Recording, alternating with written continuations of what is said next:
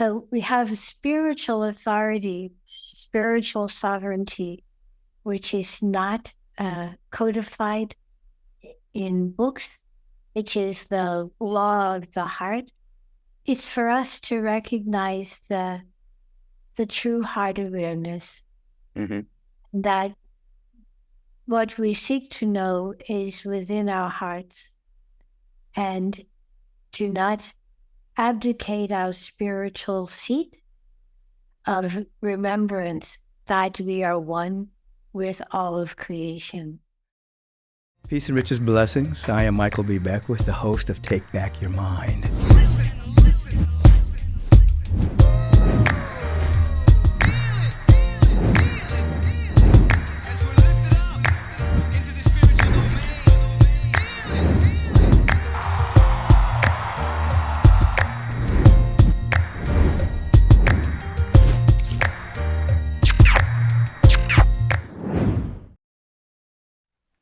Peace and blessings. This is Michael B. Beckwith, the host of the Take Back Your Mind podcast. Now, normally we have the life question of the week at this particular time. However, the response to the life question of the week has been so overwhelming that we've decided to make it its own segment. That segment is going to drop every Friday, beginning this Friday, March the 8th. If you still have a question, you can still write in at podcast@michaelbeckwith.com. We love answering those questions. So now, let's have the interview or the beautiful conversation with the Venerable Dhyani Ywahoo.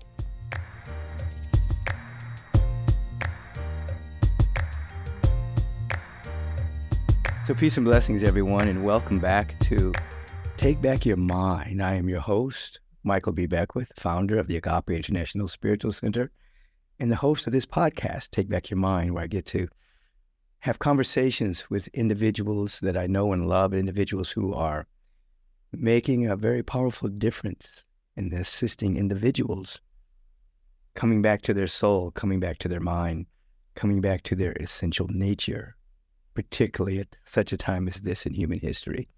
So today, I am with beloved Venerable Dhyani Ywahoo. Am I saying that right? Ywahoo? Yeah, it's right. Ywahoo. Yes. Emma Singjin Kandro. Yes. He's the founder and spiritual director of the Sunray Meditation Society at the Sunray Peace Village Land Trust in Lincoln, Vermont. She lives in the forest most of the time, however. 1992, Sunray was granted an NGO status by the United Nations as a gateway for Indigenous voices to be included in planetary conversations. For the past over 4 decades, Venerable Dhyani has designed and taught programs for training peacemakers, mediators, and CEOs. These programs are inspired by Ywahoo and the Buddhist wisdom. She's the CEO of Beauty Way Productions, author of many curriculums and books, including Voices of Our Ancestors, which I have, Learning Cherokee Ways, The Ywahoo Path, and 108 Quotations, a treasury of mystical wisdom. Now, I'll just say, many years ago, I don't remember. I know it's over 40 years ago. Yes. I was walking down Larchmont. I'm pretty sure it was 1978. Yes. And I just completed spiritual therapist practitioner training, and I failed the written exam, which just totally blew my mind. I was training people to pass the exam, and I failed it. And I could always remember that I was walking down, and I saw this magazine that had Dhyani's picture on it, and she was in a yoga center. And me and my friend, Nirvana Gale, we walked in, and she was up there teaching. There was so much light around her. It was all this beauty. And I said, who is this being? And she looked at me and she said, remember? Remember? She was calling into remembrance that we knew each other. And I remember sitting there, listening to her, and then reading some material. And all of a sudden, the failing of the exam had no significance in my life at all. It meant nothing in terms of who I was and what my consciousness was, because I'd answered the questions on a mystical level rather than on a metaphysical level. And subsequently, I took the test the next week and passed it. But that was my first encounter with you. I don't know, do you remember that? I do remember it. I was actually waiting for you. The lecture was supposed to be over. I had gone past the allotted time, and I knew that I was waiting for something to happen. And when you came in with your friends, there you are. Yeah, that was powerful. And it's a very significant time in my life, because the night before that exam, I left my body and I was walking with this young woman, and we were talking about mystical things. And as I was waking up, I said, "Goodbye, Mary Baker Eddy," like that. And so the next day when I answered my questions on the test, I wasn't answering them from a mental science point of view. I was answering them from this very expansive mystical point of view, which caused me to fail. And then later on, when I took the exam, I was answering the questions the same way. I said, I'm going to fail this exam again. So I stopped and I said, instead of tapping into the mind of the infinite one, I said, I want to tap into the mind of the individual who wrote the test. Mm-hmm. And then that's when I got the right answers. But you were very significant in your energy in obliterating the feeling of failure, and that everything was okay. Yeah. Yes. It is okay. Failure is an opportunity to see what we truly know. Yes. Recognize that knowledge is harmonic, that it has meaning in one world, one time, one space. We can think of water as ice. In the summertime, we can perceive water as liquid or even as a mist. And I think the analogy of water as a mirror of our spiritual exploration is an incredible mirror of our minds. Tell our people a little bit about you and your background, your journey. You're a pipe holder, yes? No, I'm not a pipe holder. Mm-hmm. I'm a lineage holder. Lineage holder, yes. I carry the teachings of the Ywahoo, which is what we original people, Cherokee, first called ourselves. Ywahoo, people of good heart, good mind, and that we came to earth to relight the fire of clear mind, to remind people that our thought is what we bring forth, and that what we speak has reverberations in our lives and throughout the world. And therefore, it was our spiritual duty to be happy. I like that. I was just thinking about that this morning. It is our spiritual duty to be happy. Yeah. You know, on my mother's side, we have Cherokee in our blood. Yes. Yeah, so happiness is recognition of the gifts we've received. And I realized very young that I was seeing things others did not, and hearing things others did not.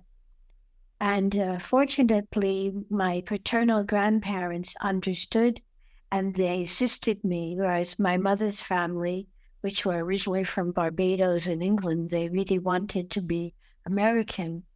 So that behavior was talking to some invisible person in the corner was not acceptable.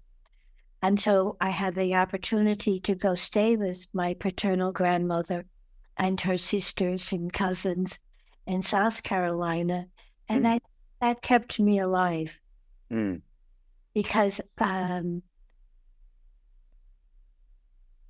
when your heart knows what is real, or at least you're seeing people and having conversations with what I considered angelic beings, you wonder, how can people not notice it? And I would talk to my paternal grandfather, whose last name was Fisher, and he was called bear fishing. And his mother was actually a Creek, that is a Muskogee person. And I would say, well, don't you get angry? As I became older, before going away to school, so I had 5 who would go to town, and we still used a horse and buggy to go shopping. Mm. And one day, these women came over to me and my sister. Oh, aren't they cute? Aren't they cute? And her friend said, no, they're not. Can't you see those are red niggers? And my grandfather, and he just smiling generous and come on, let's go. We're going back. And I said, aren't you angry? Aren't you angry? He said, no, if I'm angry, then I'm becoming what they believe me to be. And in the truth, they're sick and they will come to us for help. And so within 7 to 10 days, our ladies came to him for help, for herbs to help in their healing of not only their bodies, but their minds. And so he showed me the courage of just being present. He didn't allow anyone to get him off his seat. The Cherokee teaching about remaining on your seat. And in the council house, every clan has a place where they sit. There's a peace chief, and then there's a war chief, which is also a business chief. And you know who you can call on just by looking at where they're sitting. You know what their gifts are, and you know who to reach out to for assistance. So that was the most orderly culture that I could access, that I was part of. Living in New York City was a different story. So we would go from Brooklyn to, we had a farm on Long Island, duck farm, and back to South Carolina. And it gave me a chance to see the varieties of culture. And we lived in a Jewish neighborhood, or it became Jewish. It may have been something before that. And so I could also feel the sorrow of people who had suffered. And there was a woman whose living room window was facing the top of our steps. Our stoop was on Lincoln Place. And every morning she sat in a wheelchair and she would look at me and say, how are you? You're special. I know you see me. Yes, I see you. I hear you. And I'd have a short conversation with her before running down the stairs. And then one of those mornings, the flying saucers came down the street. And I said, uh-oh, this was in Brooklyn. It was actually in the newspaper later that day or evening. And I thought, uh-oh, are they coming to take me back? Are they coming to take me away? And I ran back into the house and tried to peek out of the windows. And I understood there are many dimensions occurring presently. And it's important that I not be forgetful or hypnotized. And so, yeah, I was a handful. Now, since you're opening up to seeing what most people could not see, and did you go through any special training with your grandfather or anyone else to help stabilize your abilities? Yes, I think I would not have survived if they didn't show me my connection to the trees, the water, the earth, and each other. So the first lesson was understanding that water is memory, is conversation, and that it came from deep space. And as such, when I had a sip of water, to dedicate that water as medicine, as it flows through me, then my thought, word, and action would be imbued with the clarity of that water.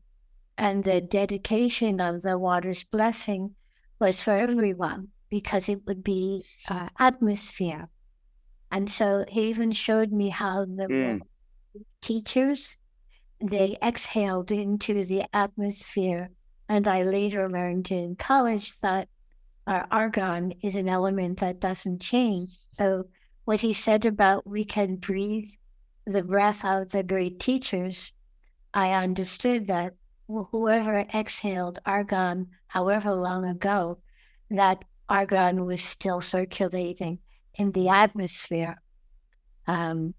So that was the magic. And then there was the Episcopalian, be American, that my mother very much wanted, until they said, don't send her to Sunday school again. Ah, And when they were talking about Moses being placed in the water, I said, yes, I placed him there, and this is how it happened. And then I realized, oh, I remember other times, and it's not comfortable to other people. Now, right. these other times are remembered. And so if a child has memories of other times, it is wise to understand that they are there for a reason, those memories, and that our family congregates for a certain reason. We chose to be born at this time together. Are there other places, other spaces? In the past, I thought there really was a long time ago. Now I recognize that it is all happening right now. And for convenience, we've parceled it out into yesterday, today, and tomorrow. So, and that lesson came when I had heard that if two or three or more people come together and invite Jesus Christ to come, that he will appear. And I read at a very early age. I taught myself to read because I was very curious. And so my little brother, who's 7 years younger, and my sister, who's 2 years younger, I said, okay, we're going to read this book together. And I opened to some place in the Bible. It might have been Daniel. And our Corinthians. At any rate, we're going to see if this is true. And there was this incredible effulgence of light. The appearance as described in the books of Jesus Christ.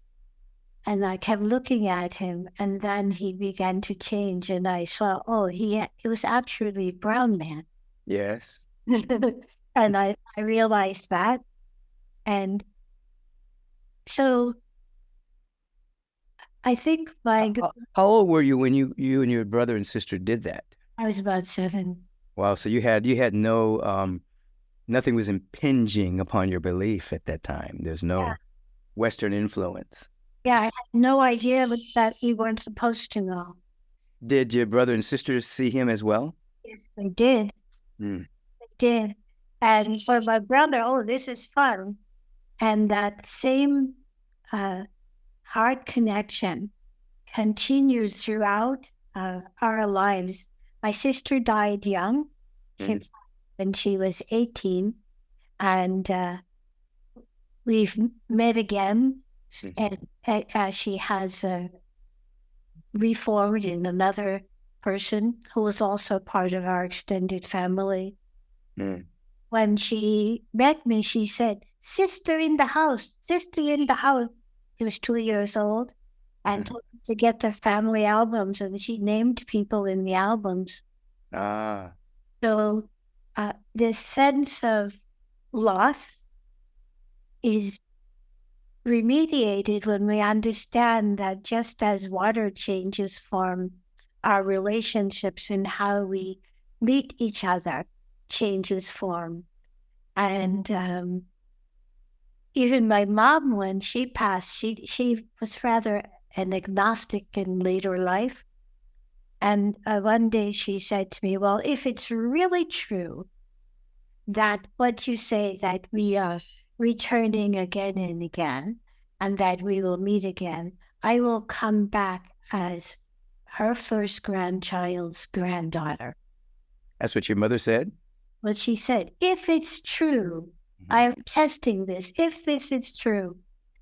And so when that person was born, the nurse who had taken care of my mother and had taken care of my grandchildren, she said, this child really reminds me of Joyce. And we all recognized her are similarities that some scientists say are carried through the DNA. They're songs of remembrance. There's heart resonance where lessons that our ancestors have learned, their wisdom experiences are still accessible to us. So who taught me? I would say my grandfather was the secret teacher because he had a very quiet demeanor. And while he did come to New York initially, he said it was too noisy and discordant and unhealthy. Mm-hmm. So he remained in South Carolina while my grandmother created businesses in Brooklyn where they would buy buildings and repair them and resell them. And he trained many relatives with skills that they needed. She felt it was always better to hire and train someone than to do it yourself because you're making more relationships. Wow, beautiful. That's beautiful. Wow. I see my grandchildren have a similar mindset of training, sharing, growing together, and their family is actually more of a different religion, yet they have the heart essence of all of my great-grandparents' teachings, which is about being a good and kind human being. Yes. Before we started the interview conversation, you and I were talking about the fact that you're now a great-grandmother. Yeah, 5 generations. It's like so amazing.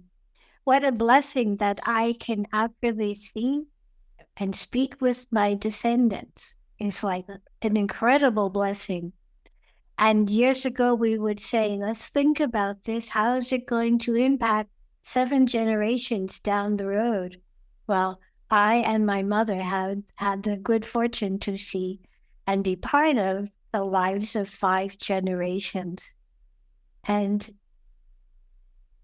the children being born today are incredibly wise. Yes. And it's so important that we give them support and also pure water and healthy food. Oh, yes. So I had some descendants from the future visit me. They kind of looked like space aliens. And these are descendants directly from your bloodline or just descendants? They said they were descendants from my bloodline. I said, which one? Who? They said, oh, what, we can't tell you that. That could disturb things. So they're already out there, those beings. And they came to tell me, don't drink fluoridated water. And right. Eat mechanical food. I think they meant GMOs. Right. And so I moved from New York City, where they began to fluoridate the water after having lived on Long Island with well water, and then moved to Vermont, where I remain. I would say that family and parenting are the most important encyclopedias for learning about the grace that flows through all of us. Now, you were saying earlier, you actually live in the forest most of the time. Yes, I do. I live in the forest because the trees actually are great antenna, and they convey information through the world, through the mycelium network, which years ago people thought, oh, those are just hippie thoughts or some silly Indian thought. And now scientists recognize, yes, the trees are indeed communicating throughout the planet. And it is through the mycelium network that the conversation is broadcast. And at the top of the trees, the messages are shared. And also our exhalation our breath, our thought, our word becomes part of that conversation. I often say that the trees are the other set of our lungs. Yes. Yeah. Yes. When I was in Africa, when I was in Ghana a number of years ago, one of the great teachers took me out into the jungle in the middle of the night, and he started speaking, and then a voice answered him. Mm-hmm. He said, English. And the voice started speaking English. And he took me, and it was a tree talking. Yes. And the tree gave me prophecy. And everything that the tree said has come true. And then the tree said, I'm going to move aside and let my older brother come through from another region. And then another voice came through the tree and started speaking to me. So upon finishing, I said, we called him Baba, am I supposed to leave a donation or something? And he said, what is a tree going to do with money? And then we walked out of the jungle, and my sight changed, because when I was first going in, it was so dark, but coming out, everything was aglow. The effulgence from the leaves and everything was very bright. So when you're talking about the trees and their aliveness, and I like to say sometimes that they bend towards our divinity. They know who we are. Yes. And if we don't know who we are, they know who we are. The trees do. Yes. Yeah. My grandson says, he calls me the youngest grandson. He says, oh, Baba, he's just a tree-hugging, organic eating. And he calls me some other name, but that's how he defines me. But he's got the essence of what's important. Yeah, no, he really does. He really does. So you're the founder of the Sunray Meditation Society? Yes, I am. Mm-hmm. 1969, I had been a guest lecturer at the University of Southampton, which is on Long Island, and Suffolk County. And the head of the early childhood education department was Dr. Mona Dayton, who had been Teacher of the Year 2 times and a cover of Life magazine 2 times during the 50s. And somehow she found me, and she said, I know that you can do it. I said, do what? What your grandparents said you would do. I said, okay, well, what do you want? Well, just come and talk to our master's degree program, people who are early childhood educators, about ways to release joy, ways to stabilize the minds of children who seem disoriented. And so that was an incredible opportunity for me to really collate long lines of information gifted to me. And there was a Shinnecock woman who was also part of that, speak out, you can do it, you must do it. And people called her Princess Noadana. And for the Shinnecock and the Puspataq Indians, where I lived in those communities, particularly among the Puspataq, that they still knew who they were. Mm-hmm. After, from the 1600s being that onslaught, that they still knew who they were, their relationship with the water, with the trees, with the wind, was remarkable. And I think she was also an educator. And she said, yes, you must talk. Yes, you can do it. And she also told me how I should dress, that I needed to always wear something that showed that we were still here.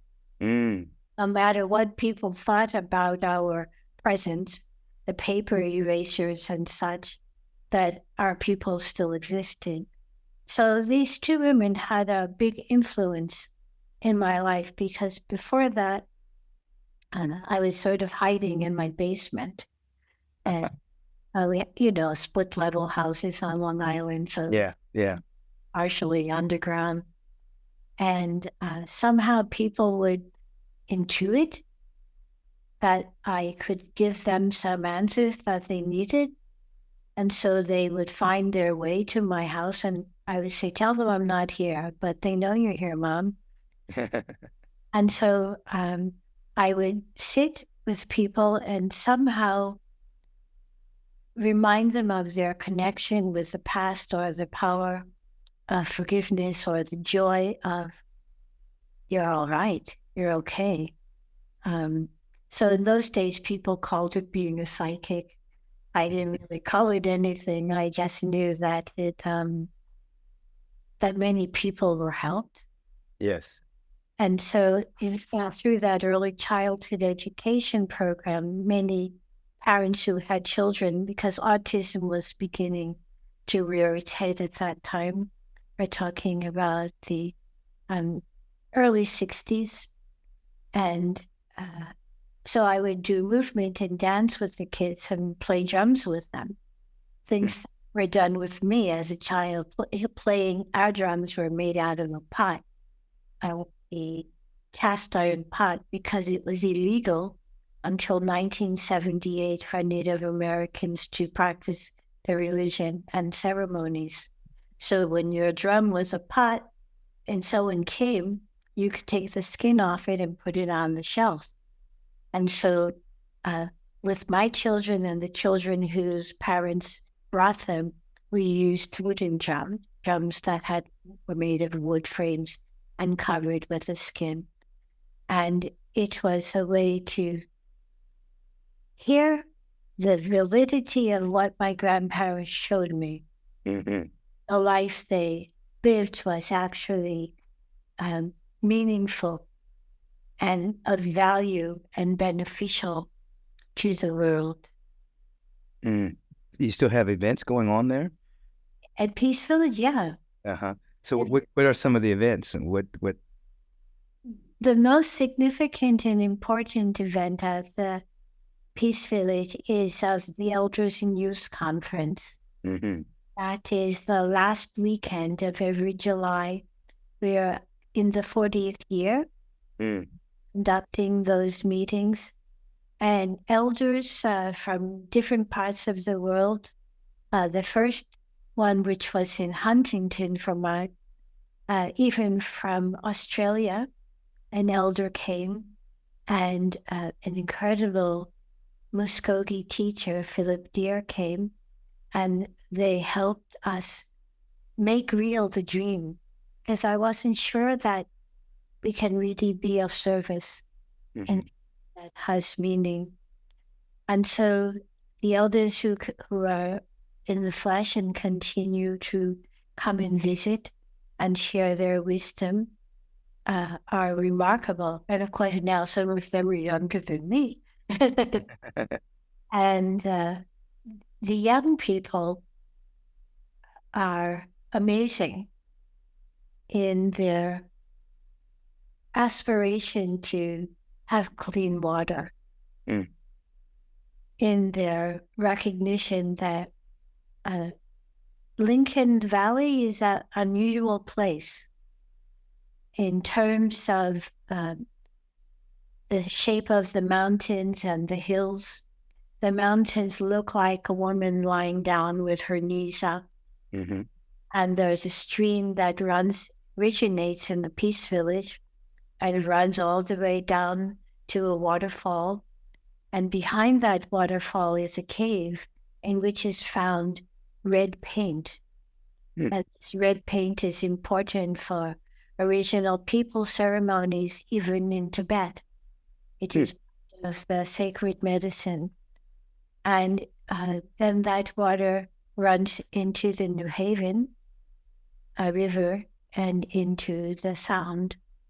And then so we're right in the crest of the mountain at our breast, so to speak. And on the other side of the mountain, from the same underground water source, the water runs north into the St. Lawrence Freeway and again out into the Atlantic. And so the movement of water is a way that our prayers are conveyed. Mm-hmm. A reminder that we, in every moment, can be reborn when we are willing to pluck the rocks of confusion from our minds and clarify our speech. So I was told as a child, you need to go there. You're going to do these things. I said, I don't know how, because at that point, I was, I didn't see how. Right. And certain people like Princess Nardana and Dr. Mona Dayton and others said, yes, you can. And then later when it was really, you get a little crazy.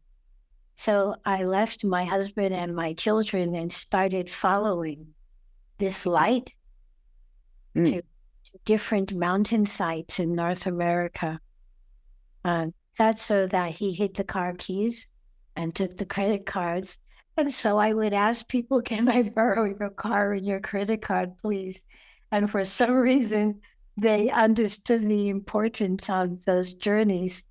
And I was able to visit extraordinary places.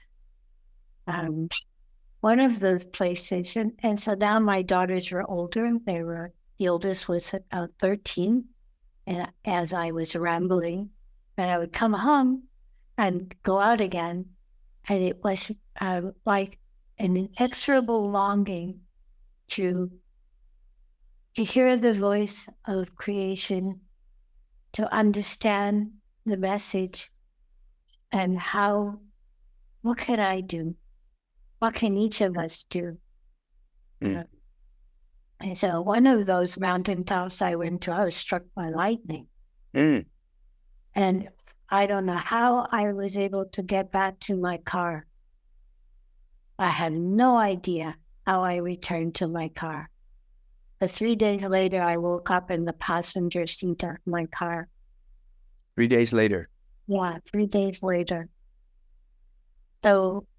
And did you have any remembrance of those 3 days? Was there some insights or some revelations that occurred to you? Yes, there were incredible insights and revelations that Earth had many cycles and that we as human beings and part of the stream of life have expressed ourselves in many ways. And that water not only has been a purifier, it has also been a potent cleanser. There were great floods, that there were giants before us, and that we too are a part of a dream, and the dream is changing. It changes as more people recognize the importance of loving kindness, and especially our speech. Yes. How we speak and how we view the world. So we have spiritual authority, spiritual sovereignty, which is not codified in books. It is the law of the heart, and the heart is resonating with the song of universes arising. So I listen, I see, and I recognize that how great teachers' words have been changed to create dominion over. And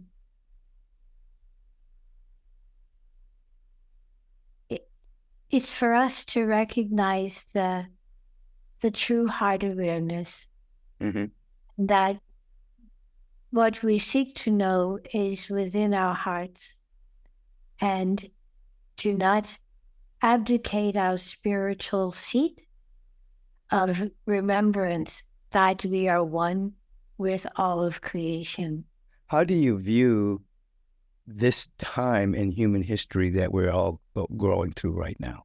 And there's so much calamity, wars, but at the same time, there's a lot of beauty happening. Even though it may not be broadcast on the news, it's still moving through the world. How do you view this particular time in human history?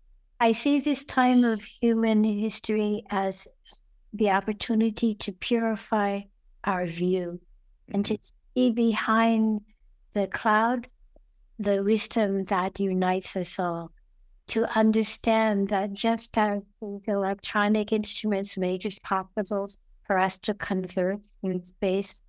Also, the heart movement makes it possible for us to generate what is called for. So we are using devices that appear solid, and yet they are more space than they are solid. They are like the voice of creation unwinding in that they're electromagnetic vibrations that convey these images, this conversation. And it's our choice. What images are we choosing to energize? Fear is an old conditioner, a cause of limitation. And I think people are waking up and saying, hey, that's not true. Right.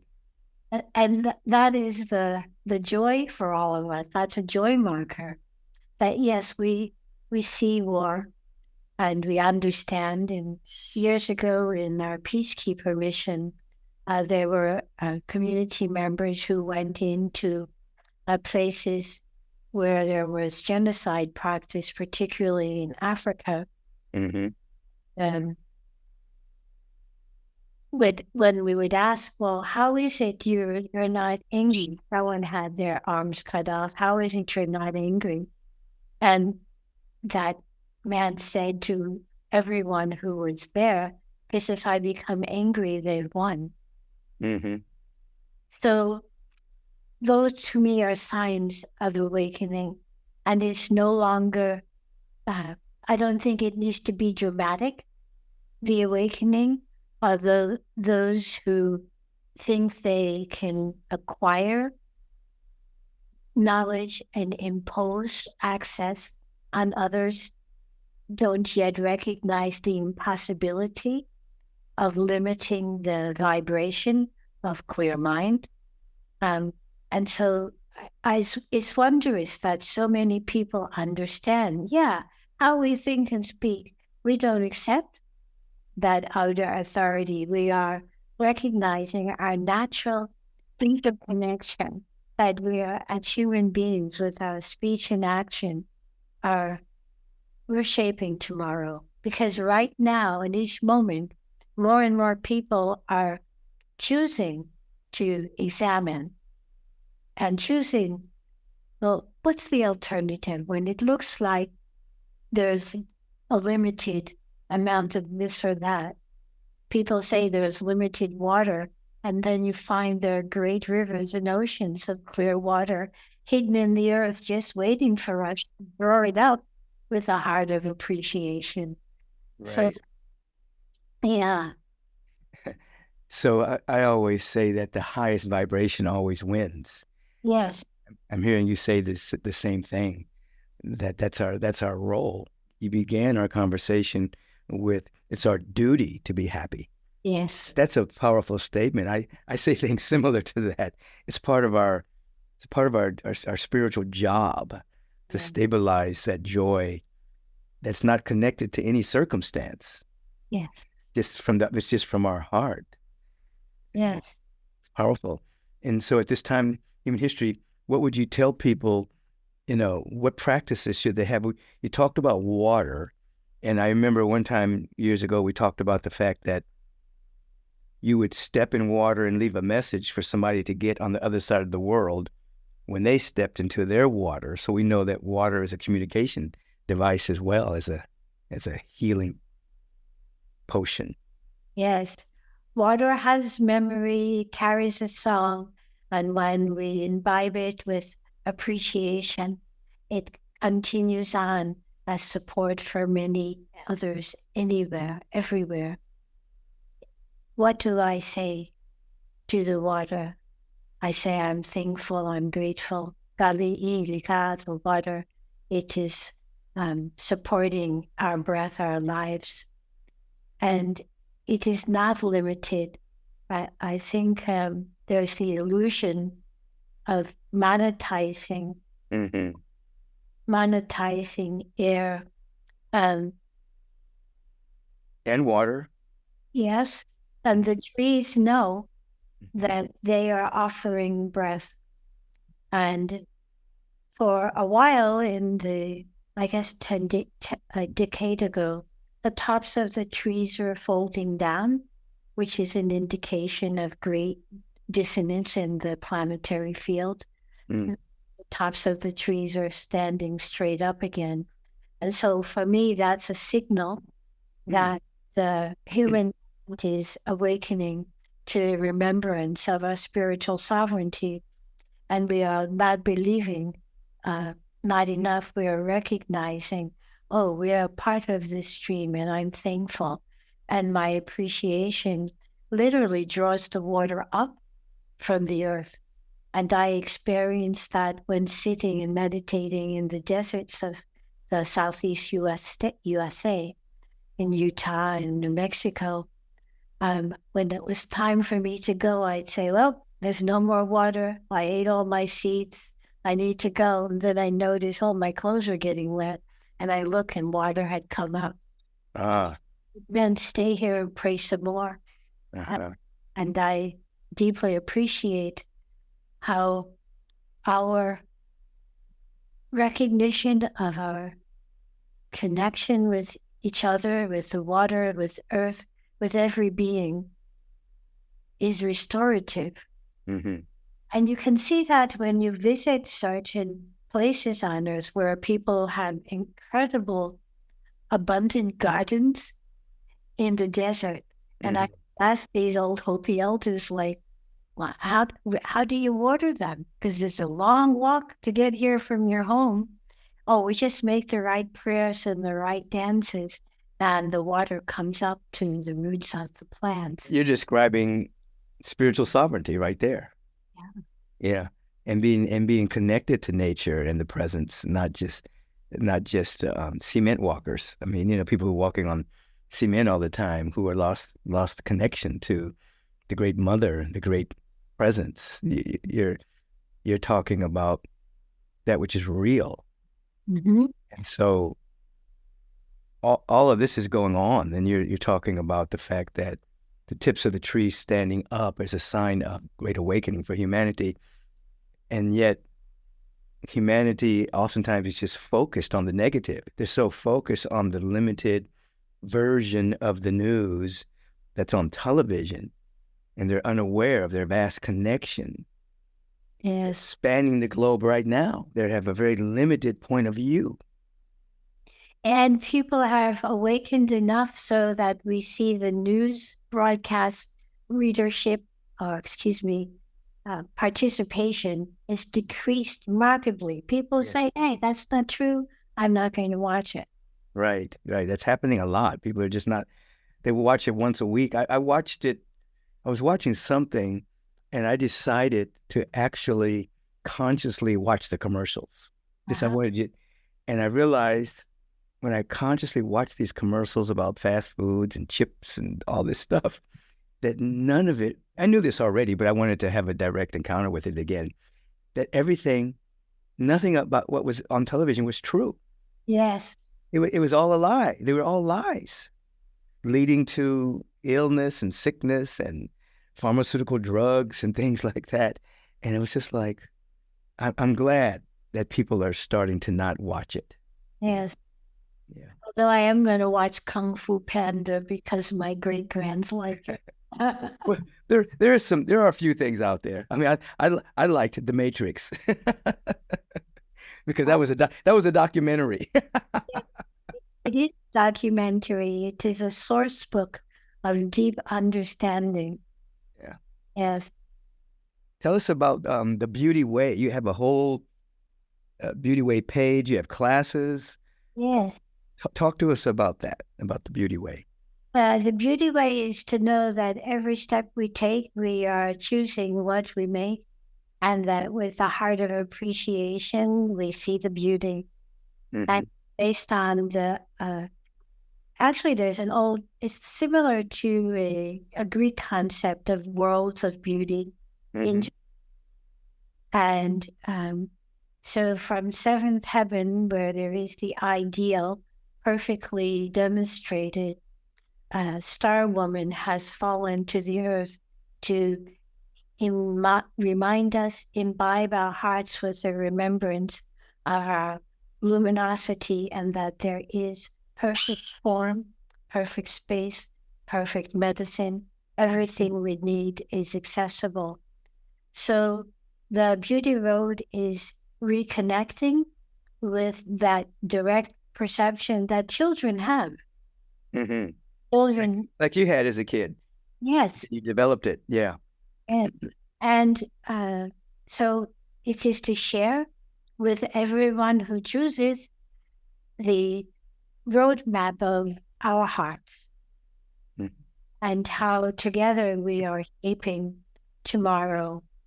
So people who participate, they are business people, they are parents, they are human beings who understand this can be made better. Mm-hmm. These are human beings who recognize the power of the mind. And so there are monthly classes, which are about 90 minutes. And this year we are studying the harmonics of earth, sky, our voices, and appearances arising. Mm-hmm. Where we sit, where we live, there's a dynamic interaction between our bodies with the environment. And with appreciation, we can restore stability or recognize the natural stability that is there. And so last year we were looking at the harmonics of music, and of course they continue to be explored this year in the monthly classes based on the geometry of form, because the mountains are, their shapes are formed with sound. Everything is vibration. And so we're looking at vibration as a participatory song and dance that we're understanding and taking care with what we conceive of. So in the past, we may have thought there are problems to solve, and I certainly have been part of that exploration because in early years I was a bit more political. Now I understand the real essence is the harmony of our heart and speech. Because there is no other. There's no other. You reminded me when I was attending Morehouse College many years ago, I started the Harriet Tubman Prison Committee to advocate for prisoners to get paid for the work they were doing in prison. And we had rallies downtown. I was a part of a lot of different activist organizations because I grew up in that kind of household. And then when I moved back to Los Angeles, I was a part of a group. And I remember sitting in the room and the voice behind me said, if you were to take over the world tomorrow, would the world be any different? So I turned around and there was nobody there. The meeting continued. And then the voice said it again, but it was inside of me. I could hear the voice saying, if you were to take over the world tomorrow, would the world be any different? So I looked around the room and I could see the pathology of the beings in the room who wanted to change the world through pure activism. And I realized that the world wouldn't be any different. And so I never went back to that meeting. And the next week, somebody shot somebody in that meeting. They got into an argument, shot somebody. But I wasn't there. I was removed from that energy.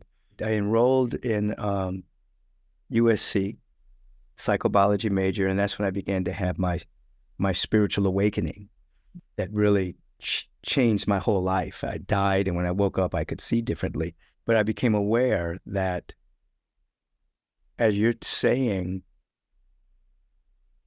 we have the answer within us. It's a frequency, it's a vibration. It's not just what we do, but the energy we're carrying in what we do.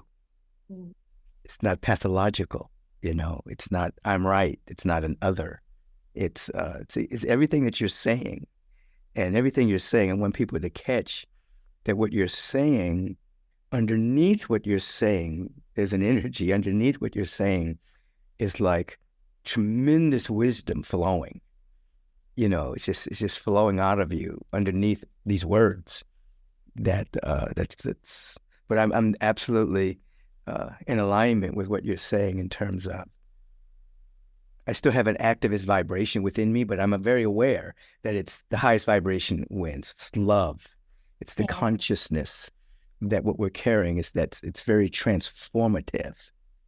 Yes. Yeah. More than people think.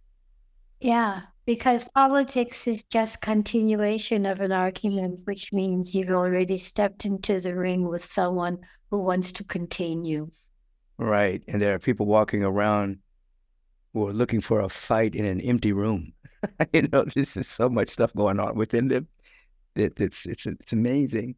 I wanted to ask you something else. I mean, I might probably have to have you come back so we can keep talking. But crystals, where does that fall within the realm of your teaching? And people are really interested in crystals these days. Again, it's like a cycle. Yes. Yes. Well, crystals make it possible for us to commune across the airwaves. Yes. Both with their clarity of vibration and their resonance field coupling, make it possible for us to hear the sound of the stars. Also, the crystals in our observation remind us of our own natural clarity. And like different herbs have different impacts on the body systems, also crystals have an interactive conversation with our bodies. Mm-hmm. I don't teach it overtly. I point people to recognizing that objects are not making us. It is our thought and our speech that are shaping the results we see. And the crystals amplify our pure aspirations. And so in that way, we continue our crystal activities. So at the Peace Village, there are sacred sites, and in the valley where we live, there are sacred sites where the marble has turned to crystal. Mm. There are crystals in the Northeast that are some of the oldest crystals on Earth's planet, and they're generally found near water sources. And so the prayers made in such places and the care of crystals from such places are well carried through the field of consciousness and awareness. And I don't really believe things, I test them. Mm-hmm. And so in part of that exploration, I created, there was a focal point of land rising up, an old stone from an earlier time, because I'm living in an alluvial zone. The coming of the Ice Age and the retreating left large boulders, as well as there being a deep ground of boulders. And so when I thought about the trees, how do they talk to trees across the ocean? Mm-hmm. And then I read something about a scientist who was castigated and some say killed. He worked with tubes, towers to raise the clouds of fusion, which he called ore or door. Mm-hmm. And so understanding how the pipe organ carries sound so deep into the earth, because in New York, I would go to different churches and play their pipe organs. And one of the best of those pipe organs was at St. Teresa's in Brooklyn. And then there was a secondary one at a men's monastery in Manhattan. And so I understood the power of the tubes and the movement of the air as a song that reverberates through the environment for weeks at a time. Because I could hear certain tunes, melodies, and the bass pedal when I get on the subway to go from Brooklyn to Manhattan. So now I've left Long Island, I've left Brooklyn, and I'm in Vermont, and I'm living in this miraculous valley. And I thought to re-explore the energy of the pipes. And so we bought these PVC, they're white plastic pipes in different dimensions. And we filled them with crystalline sand and placed crystals in them. So it was basically creating a triad. And as soon as we put the third pipe in, and there were people visiting me, they were Cherokee from Tennessee. And as soon as you put that third pipe in, a flying sausage just came flying overhead right into the mountain. And that has something to do with what you just did? I think so. And then we could hear the whales. Mm-hmm. We could hear the whales' voices. Mm. And then I understood how the trees converse across the sea and the importance of the whales' voices. Mm. They are stabilizing this ever-moving appearance that we call our lives, our planet. Yes. And our respect for these beings that share the dream with us is very important. Yes. And so Beauty Way is looking at the practical application of spiritual insight. Yes. And so you have transformational courses. People can, there's so much I want to talk to you about. But before I ask my last question, let people know how they can be in touch with you. How can they take a course, a Beauty Way course? Or Yes. So if you want to know more about what we do and how we recognize the wisdom that is together, the website is beautywayproductions.com. And it's all one word, beautywayproductions.com. And we're explorers. We're thinking. I like that. With our speaking. I like it. Choosing to plant seeds of good cause. Yes. And then for the more traditional teachings, there's Sunray Meditation Society, which is more spiritual, religious-based, in that we have cycles of ceremonies, and we have a planting season, growing season, harvest season. So it is about the resonance with the heart song of the earth and nurturing one another, because all of the ceremonies are around the planting and harvesting cycle.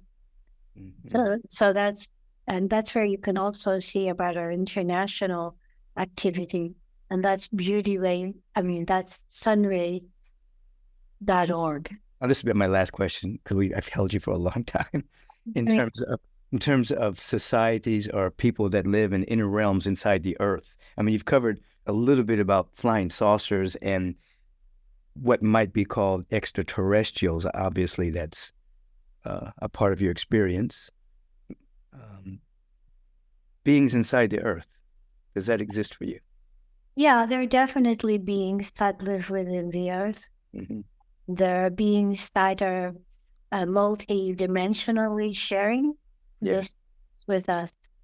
Some of the teachings and the traditions and histories of Indigenous people, particularly in the Southwest, is that during a time of change, they were living in the earth. Mm-hmm. And then when it was right to come out, they came out of the earth. Mm-hmm. And these are long stories of Hopi and other Pueblo people. So the idea of having lived inside the earth is not a modern one. It is part of the oral tradition and even the symbolic tradition, that is, symbols written on stone, right? Hopi and other Pueblo people. So we may look outside and think that, the sky has a few clouds. There are myriad realms of beings in conversation. And as we are sitting here, and I can see the light around you, and I know that, dimensionally, we are conversing with myriad aspects of ourselves. Yeah. So what we call me or I is a song. I like that. So I can feel, I already know the answer to this question, but I just want you to say it. Like, so when you think about the unfoldment of what's happening on the planet, you carry a kind of vibrational optimism, Yes. joy. You know things are unfolding regardless of how it looks in a linear context. You know things are unfolding in a very powerful, beautiful, magnificent way. Yes, the linear context is actually meant to hypnotize people into forgetting their spiritual wisdom. Yeah. Very good. Well, any last words you want to share with the people? Anything they should know or practice during this time of great change? Yes, so practice appreciation.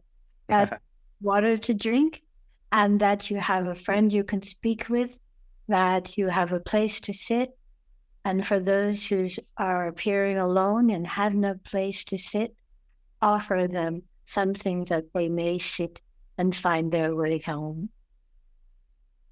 Venerable One, thank you so much for your time. It's good to see you again. We're going to have to catch up offline because I miss you, but I'm with you a lot. It's an interesting dynamic. Yes, the heart conversations have no limitation. They're continuous. Right. Also on the sea. Yeah. It's just like when I first met you in this time, this planet, it was like we've known each other forever, and it just continues. The vibration is just continuing, and you're so beautiful, and congratulations on your life. Thank you. I salute the light and wisdom that is you, and look forward to our speaking on the dancing waves of light again. Absolutely. Have a beautiful day. God bless you. God bless. That was the Venerable Dhyani Ywahoo. And again, we've known each other for years. We traveled together around the world from time to time in the physical, and we're on trips together. And I'll always remember that first moment when I saw her over on Larchmont in that yoga center, and she said, "You remember?" And everything opened up, and we remembered. She brought me into a vibrational remembrance of past lives and in ways that we traveled together and hung out together, and the vibration continues. I hope you enjoyed this conversation. As I said earlier, underneath what she was saying was full of transformational wisdom and love and knowledge. So listen to the interview again. It's not an interview, it's a conversation, just setting the plate for her to just be herself.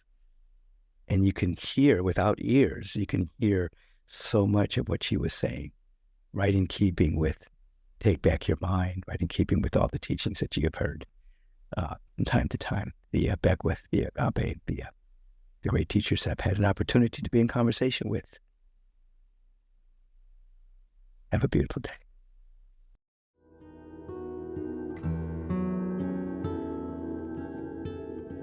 Radical blessings to all of you, blessings that take you out of your present paradigm so that you're becoming acquainted with more of you that you don't know about yet. Do you realize that that's what meditation is all about as well? You becoming acquainted with you that you may not even know about yet. You may know only your history. You may have a fantasy about how other people are thinking about you. You may have a fantasy about how you're holding yourself and how you think about yourself. But there's something about you that's beyond experience, beyond your thought forms about yourself, beyond your thought forms about what you think other people are thinking about you. There's a real you. There's an authentic you. There's a timeless you. There is a you that is incorruptible. That is you that is timeless. That is forever. And some people call that you your higher self. Some call it the Christ self. Some call it the Buddha mind. In every culture, there's a different way of describing who you are that is timeless and forever. Your intention to grow spiritually is really that part of you pushing itself into your awareness. You hear that? Your spiritual intentionality. When you get that desire to grow spiritually, that's the real you inside trying to come out. In one of the scriptures, it says, when deep calls unto deep, deep answers deep. When that depth begins to call upon itself, it answers itself. And this morning, this afternoon, this evening, whatever time zone you're in, it's answering as you sitting here to practice the art and the science of meditation, paying attention, observing, becoming aware, so that ultimately you become aware that you are awareness itself. I invite you to come to a complete stop. If you're sitting in a chair, let your feet be on the ground. Let's bring these two fingers and the thumb touching both fingers. It's facing upward as a sign of receptivity, touching the two fingers as a mudra of stabilization of our highest frequency of intention to wake up to our glorious nature. Close the outer eyes. Let's take a deep and pure inhalation. Release. Imagine for a moment that there is a beam of light emanating from the bottom of your feet all the way to the very center of the earth. And be aware that you have access to transformational knowledge and wisdom and intelligence born from human experience, from anyone that ever existed on this planet. It is still in the atmosphere, the mental atmosphere, the noosphere.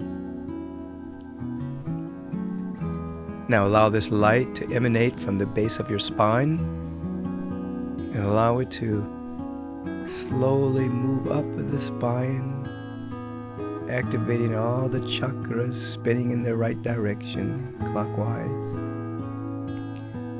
All the way up till you get to the top of your head, and this light is emanating from the top of your head into infinity. You're now reminded that you have access to transformational knowledge and wisdom, not born from experience. Because you are a spiritual, timeless being, it's already within you. You've now made yourself accessible to transformational knowledge born of human experience, and transformational knowledge not born from experience, but from your intention to wake up to your glorious nature. We sit, remember the 4 S's, stillness, we allow ourselves to be still. Quietude, we allow ourselves to be silent, the 2nd S. And we develop a spiritual fortress of solitude around us. 3rd and 4th S, sacred solitude.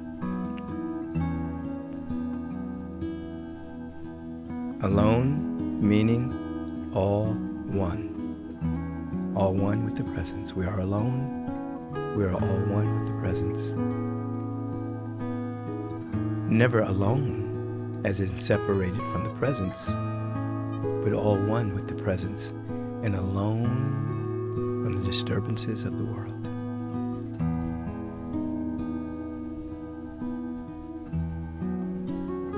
Be still, be silent.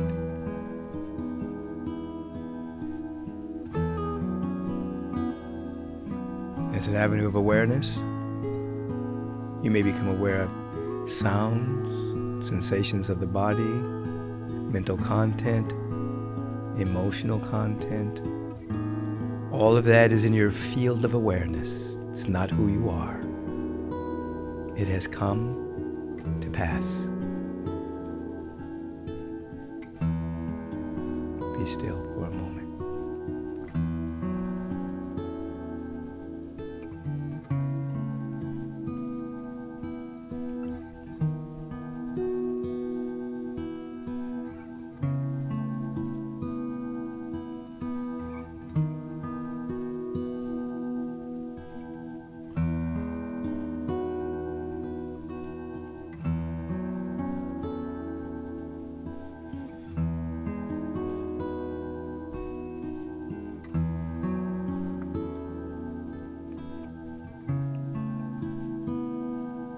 close this particular moment, the light that's all the way to the center of the earth, the light that's emanating from the top of your crown into infinity. Notice the light around your heart space, cascading out in all directions. You are aglow with the presence. You are the light, the same light that lights every individual that comes to the planet. As you slowly open your eyes, go forth and glow with dynamic appreciation, gratitude, thankfulness, and of course, love. Have a beautiful, beautiful rest of your day.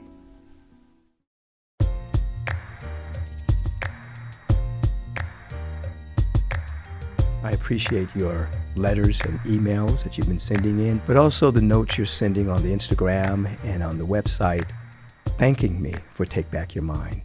And I thank you for your support. As I've said before, if you want to support Take Back Your Mind, support the sponsors. The main sponsor is the Agape International Spiritual Center, agapelive.com. We have a Facebook presentation, an Instagram presentation, a YouTube presentation, and a website presentation. You can donate to the sponsor at agapelive.com. It's one way that you can donate. It supports the podcast. Second sponsor is Nutrarise.com. You go to Nutrarise.com, those 3 lines up at the top, you touch that line, and you'll get Adapta-Zen. Adapta-Zen are my products. The Super Green Superfood Greens and the vitamin D3, K2. Both extremely good for your health, your nutrition. You support the sponsors, you're supporting the podcast. Have a beautiful, and as I like to say, a bright day, luminous day, because you are a luminous being. Peace and blessings. Your time is very valuable, so I want to thank you for lending us your ear and participating in taking back your mind. If you want to submit a question for the question of the week, please submit it to podcast@michaelbeckwith.com. If you've enjoyed what you've heard today, please submit a review and let us know your thoughts. Stay on top of current episodes by subscribing to the podcast so that you'll receive alerts and not miss one single episode. And feel free to share this podcast with all of your friends and family. And until we meet again, take back your mind, and you will take back your life.